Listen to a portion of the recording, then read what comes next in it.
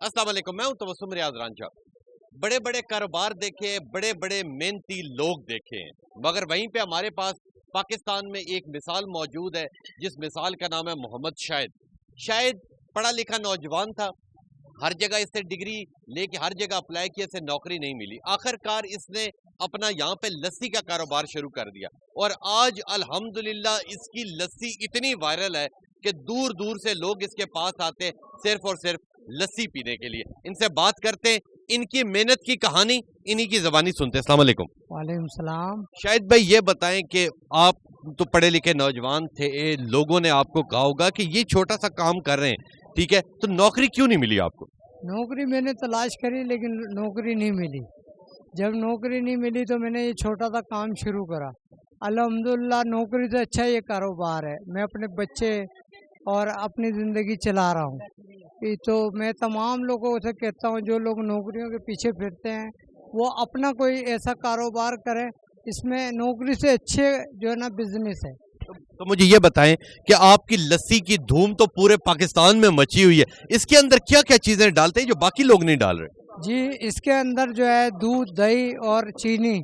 मीठी लस्सी हमारी इतनी मशहूर है पूरे पाकिस्तान में कि लोग दूर दूर से पीने के लिए आते हैं। तो जब आपने ये कारोबार शुरू किया था उस टाइम आपको आइडिया था कि मेरा इतना ज्यादा ये कामयाब होगा? नहीं, उस टाइम आइडिया नहीं था। जब मैंने ये काम करा अल्लाह का नाम लेके बिस्मिल्लाह पढ़ के एक छोटे से टेबल के ऊपर में शुरू करा ये काम, तो अल्लाह पाक ने मुझे कामयाबी पहले दिन से दे दी।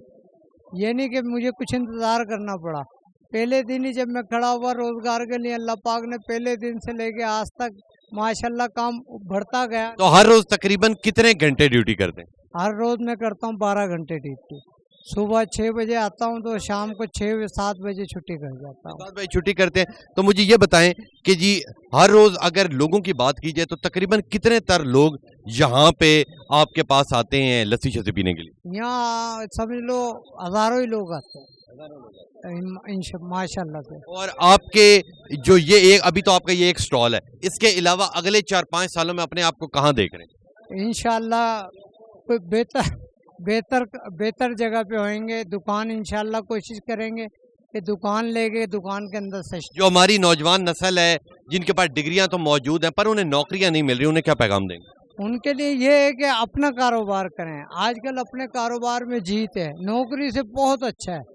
आप अच्छे सरकारी नौकरी के चक्कर में लगेंगे तो आप अपना करियर तबाह कर लेंगे। अपना कारोबार करें, करते करते नौकरी भी तलाश करें, लेकिन जब आप अपना कारोबार करेंगे आपको फिर खुद ही नौकरी करने की ज़रूरत ही नहीं पड़ेगी। बहुत शुक्रिया आपका। लें जी, आपने इनकी बात सुनी, ये हमारी कामयाबी का एक अंसर है। ये शख्स यहाँ पे हजारों बंदों को लस्सी बांटता है, लस्सी बेचता है, दूर दूर से लोग इनके पास आते हैं सिर्फ इनकी लस्सी पीने के लिए। और इनका ये कहना है कि जो नौकरी है, नौकरी से 1000 दर्जे बेहतर ये मेरा अपना कारोबार है। आज इस कारोबार से लाखों रुपया ये यहाँ पे बैठ के कमा रहे हैं। तो इन्होंने भी यही मैसेज दी है कि जो हमारी यूथ है उसके पास डिग्रियां तो मौजूद है, वो हर जगह सिफारिशों के लिए जा रहे हैं, धक्के खा रहे हैं, मगर उन्हें नौकरियां नहीं मिल रही।